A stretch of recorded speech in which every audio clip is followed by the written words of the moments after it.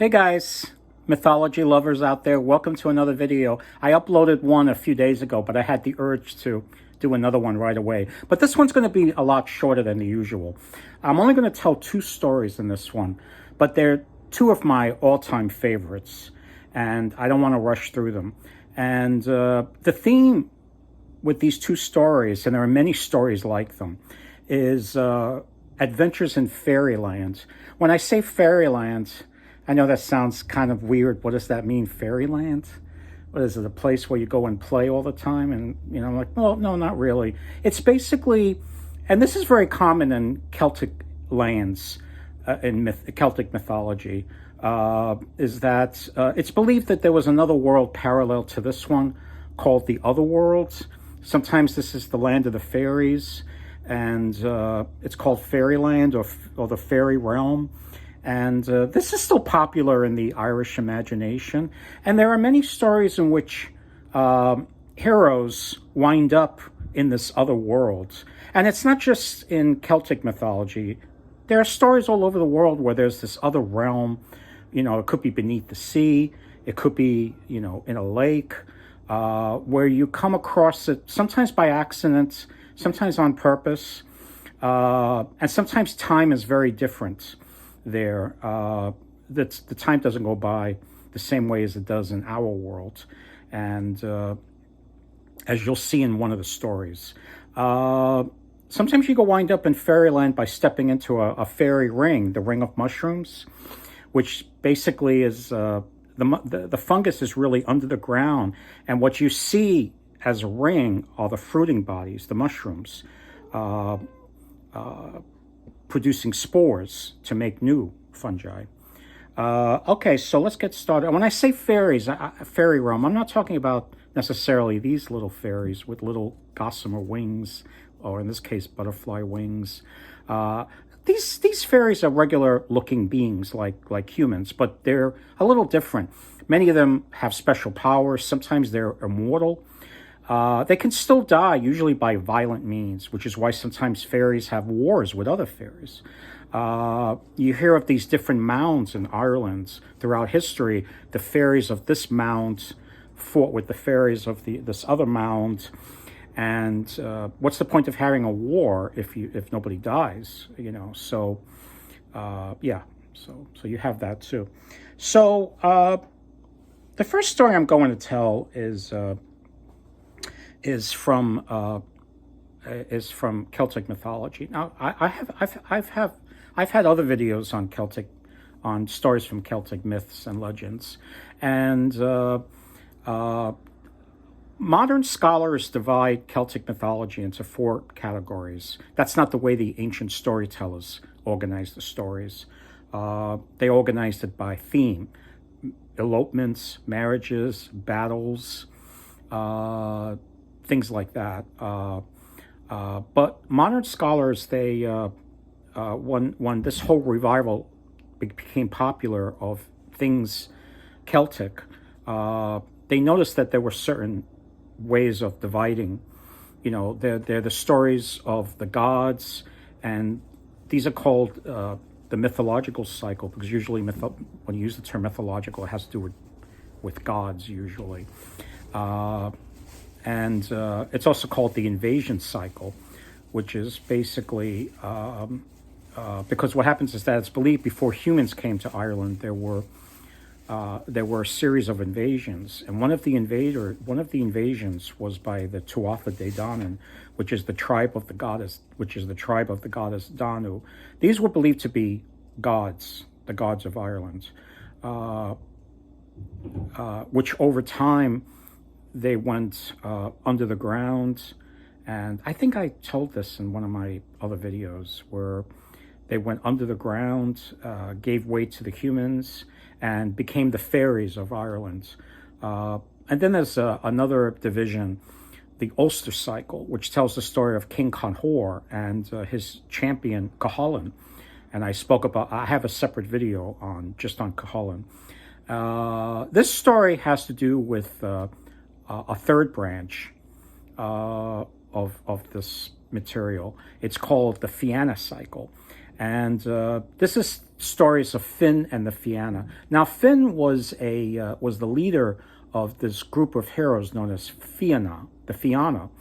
What they were they were like these heroes that were sort of on the outskirts of society. They lived in the forest.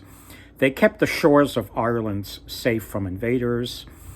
They liked to fight a lot, and they liked to hunt when they weren't fighting. And but they were seen as sort of like the heroes outside of the establishment, whereas a hero like Cuchulainn was an establishment hero. He belonged to he was in service to a specific king of Ulster. And whereas Finn was just, in charge of these group of men. And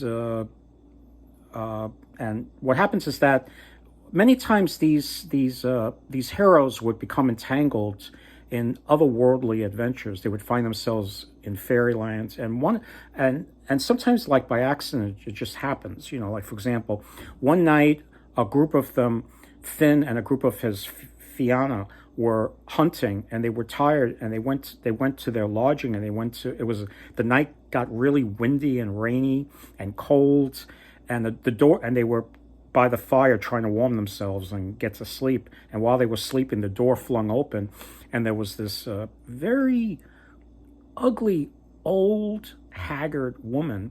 Her face was pockmarked, her hair was greasy and stiff. She had blurry eyes, runny eyes, and they didn't want to have anything to do with her. They were very impolite. Now, usually the rules of etiquette is that if a person is in need of shelter and food and is in discomfort, you're supposed to be a good host. You're supposed to let them in. It doesn't matter what they look like. But Finn and his men, they were particularly nasty this night, and they closed the door in her face, except for one hero by the name of Diarmuid. Diarmuid was like, no, this is unacceptable. He opens the door that was slammed in her face. He goes to her and he goes, "Welcome, mother," and he seats her by the fire, and he takes his cloak off and wraps it around her, and well, she falls asleep.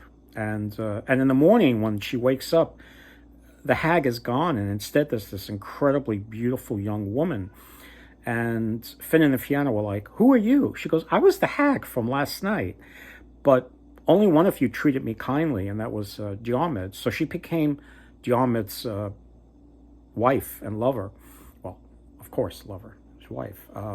And what happens is that because she said, "I'm a member of the She," which is, the She are what's called the fairy people of Ireland. Like I said, they were part of believed to be the old gods that went into the hills and kind of became sort of fairy folk of Ireland. And she was of this group. So, and what happens is that she, using her powers, she built this beautiful castle that her and Diarmuid would live in. And they lived together for a long time. And what happens is that she warned Diarmuid, "Don't ever remind me of that night you rescued me from the rain and the cold and the winds," because it was very hurtful. Because she was put under a spell, and only the charity of somebody that would let her in would break the spell and make her the way she really looks, which is young and beautiful. And he says, no, I'll never remind you of that. And well, lo and behold, time goes by, and she did something to upset him. And he said to her on 3 different occasions, she gave him 3 chances, maybe I should have never taken you in that night. Then you wouldn't have pissed me off. And by the 3rd time, she left him. And in the middle of the night, she got up and left him. And when he woke up, the castle was in ruins around him. He was heartbroken, and he realized it was his fault. So he went in search of her. And being a member of the Fianna, they're good hunters. They know how to track. So he managed to track her. And while he was, and it led him to a beach. the Atlantic Ocean, I'm guessing. And as he got closer to the water, he noticed that he saw three jewels, uh, the color of blood, and he picked all three up and he put them in a white napkin, and he saw a boat with with somebody on it that can work it, and he got on it, and this boat went over the sea. And at first it was just, a sea, it was typical sea, and he couldn't see through it. But then suddenly everything cleared. He peered down, and the water cleared, and you could see a whole civilization under the water. Forest, meadows, and there was this one particular area. There was this old woman that was gathering rushes by a stream. Yeah, there's a stream under the water. And but like I said, this is a fairy realm, so there's all kinds of weird things going on here. They don't follow the same rules of physics. So the boat goes under the water. He doesn't drown, instead, because he's in a fairy realm. He goes down under the water, and he talks to this old woman gathering rushes. And he asks her, "Have you seen a beautiful young woman here?" She goes, "Oh yeah. After her heart was broken, she lives in that castle. I'm just collecting these reeds, these rushes for her bed to make her as comfortable as possible." So Diarmuid goes into the castle, and sure enough, she's there. And the reason why she's there is because she's actually a princess of the king.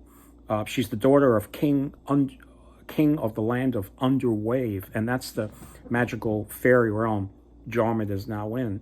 It's the land of Underwave, because it's under the waves. So he meets her, and he says, I did a terrible thing yelling at you, and is there any way I can do anything to help you?" She goes, "No, I'm going to die. I lost blood directly from my heart." And he goes, "You're talking about these?" And he holds out the jewels to her. And she goes, "Yes, but I can't just take them from you. They need to be dissolved in water taken from a specific river. And the water has to be in the specific cup of life. And this king has it in the plane of wonder out west, and he won't give it to anybody. You have to fight a lot of men in order to get it." So Diarmuid says, "Leave it to me." So he heads west, and he comes across this river that is so crazy wild, he can't cross it. But then behind him, he sees this strange little red man dressed in red skin. And the story says he's just sort of an elf. And the elf says to him, "Oh, you can't cross the river. And it's okay. I'll help you. I'm here to help you. I know why you're here. You want to rescue your wife and from death." And so he's able to carry Diarmuid over, because he's an enchanted being. He's able to carry Diarmuid over the river, the wild river that you can't swim over, you can't sail over. And Diarmuid keeps going forward, and he enters this barren plain, and there's this castle, and he yells at the castle, demanding the cup of life. And the king up there says, "No, you can't have the cup of life. Face my warriors if you can." And he sends out a whole bunch of really mighty warriors. Now, Diarmuid is not only a hunter and a warrior, he's like one of the best. And he's able to slay every single warrior, because he's no ordinary human. The Fianna, like the best of the best. And so he dispatches every single warrior, and the king has no choice but to give up the cup of life. He comes out, he gives it to Diarmuid, and he walks away, slams the gate of the castle. And Diarmuid heads back, and the elf is there to help him. And he took him to the special river that he had to fill with the cup with water. And he takes it, and he says to Diarmuid, he says, "Don't dissolve all three crystals at the same time. Dissolve one, let her drink all the liquid in the cup, then do it with the second two." But remember, after she heals, you're going to leave her. And Diarmuid says, "Why would I do that?" He goes, "Come on, let's face it. You don't belong in her world. She doesn't belong in your world. look at what you did to her, the first time. It's only going to happen again. You're a regular, rugged human, and she's a fairy being, and you're gonna see what I'm right. You're gonna fall out of love with her, and so Diarmuid brings her the cup with the water in it. He follows the exact instructions that the elf man told him, and he gives it to the girl, to the woman, and she drinks. She takes 3 draughts, each with a dissolved blood crystal, and she's right away feeling much better, and she looks at Diarmuid and she notices that he grew already cold, distant, and she says to him, "You don't love me anymore, do you?" And he turns away and he says, "No, I'm afraid I don't." And then he looks out over the balcony and he sees the boat that took him to this realm come back down to fetch him, and he gets in there and he sails away. And this story gets me all the time. And I learned this story from this book. I talked about this book a few days ago. Actually, not this particular book, this series, The Enchanted World. And it's 21 books, and it's by Time Life. And this particular story is from this book, Spells and Bindings. And this girl was under the spell that made her ugly and old. And I just want to show you a few of the pics. And it's just remarkable illustrations.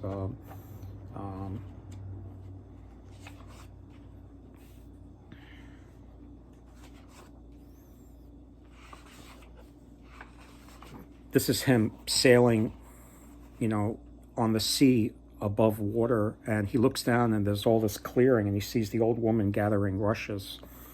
And let me see.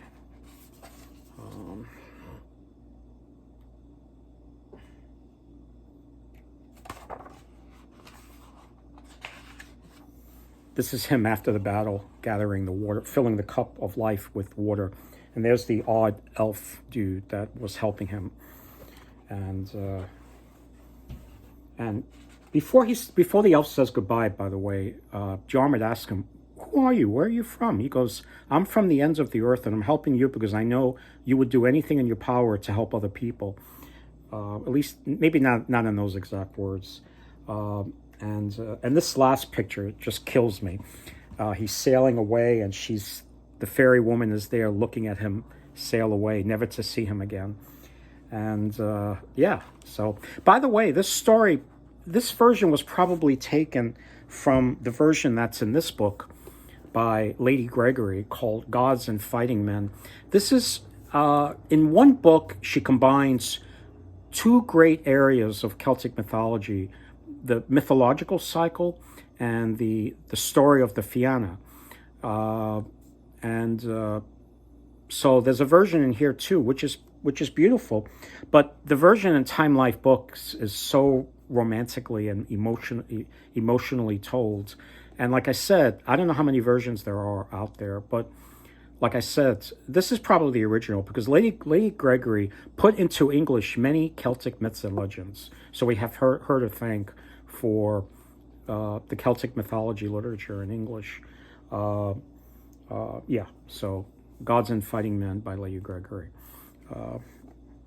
Now, the other story is a Japanese story about a young man named Urashima who's a fisherman. And one day he's walking along the beach and he comes across these terrible young men hurting a defenseless tortoise that they tossed on its back, and they were poking it with sticks. And he told the young hoodlums, "Get the hell out of here, leave the poor tortoise alone." So he puts the tortoise right side up again, and the tortoise thanks him. And suddenly it takes the form of a beautiful young woman, and turns out she's a princess, a fairy princess of the sea. Her father is king of the land under the sea, and she sometimes takes the form of a sea tortoise. And she says, she turns back into a tortoise and she tells Urashima, "Get on my back, I'll take it to my father. He'll reward you for helping me." And so he gets on her back and they go to the sea. And just like in the story of the Celtic story of Diarmuid, he's able to sink below the waves and is able to breathe just fine. And he meets the father of the princess, and the father gives him food, and they dine, and I think he makes music for him, and the underworld is so beautiful. The palace of this dragon king, because usually kings that rule water, they're usually dragon kings.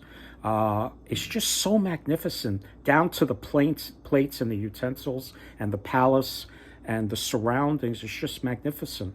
And he winds up marrying the daughter of the king, and the daughter. So he stays with her for, I believe, 3 years, and they live happily together. But then he gets, like what always happens with these marriages between a mortal and a fairy being, they don't last. He gets homesick.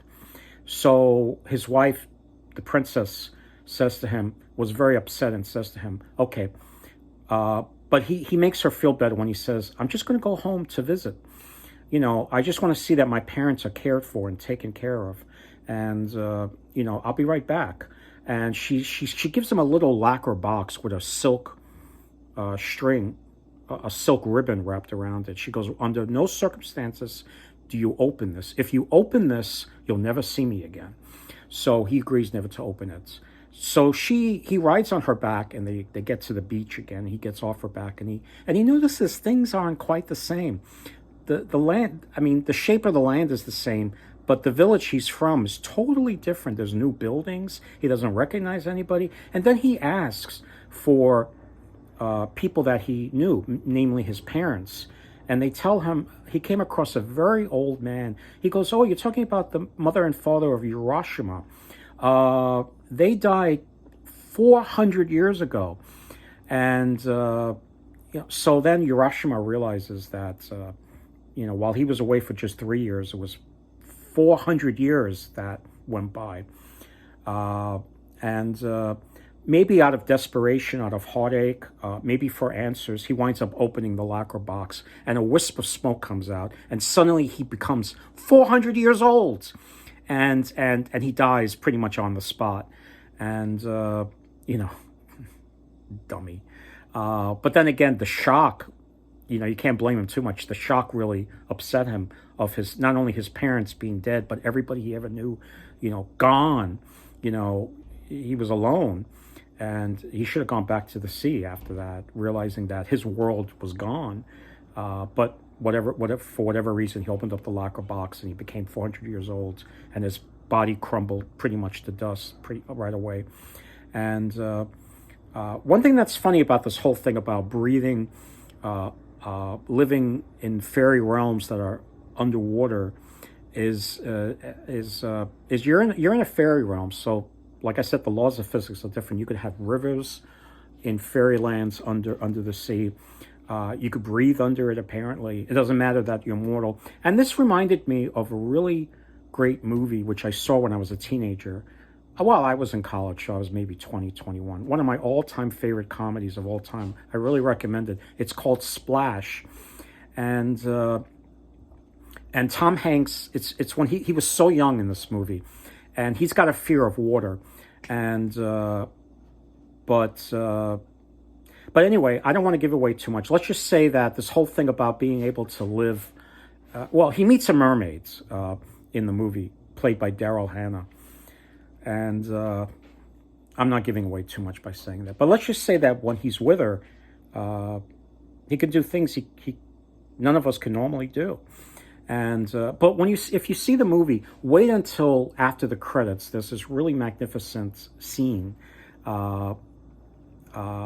which is very picturesque, very beautiful, and it's basically I'll tell you.